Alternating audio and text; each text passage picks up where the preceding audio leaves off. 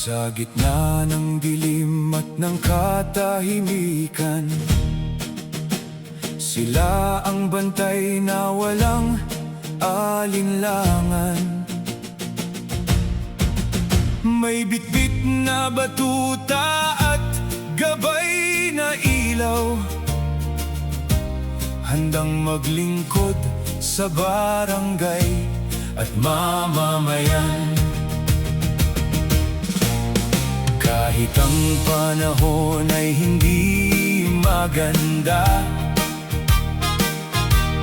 ulan man o init ay hindi nila iniinda.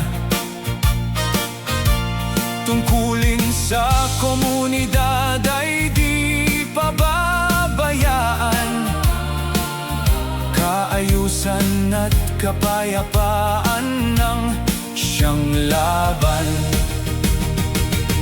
Sa mga eskinita't kalsadang madilim, sila ang sandigan sa oras ng lagim.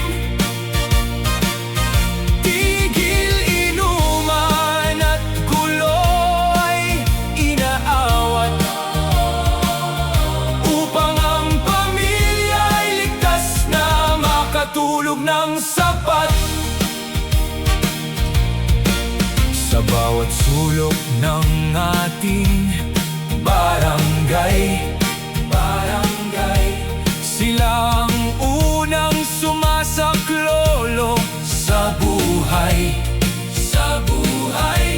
tagapamayapa sa mga nag-aaway. Karapatan ng lahat ay hindi sinasaway. Ang mga eskinita't kalsadang madilim, sila ang sandigan sa oras ng lagim. Ang kanilang sakripisyo ay walang katumbas, serbisyong tapat, marangal at wagas. Sa kapwa ay walang hinihintay na kapalit, handang magbuwis ng kanilang pawis.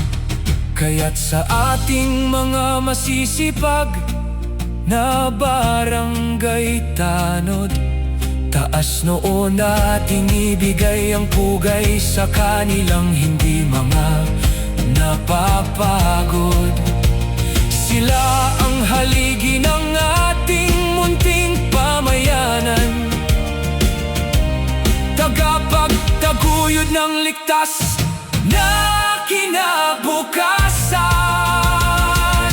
Sa mga eskinita't kalsadang madilim, sa mga eskinita't sila ang sandigan sa oras ng lagim.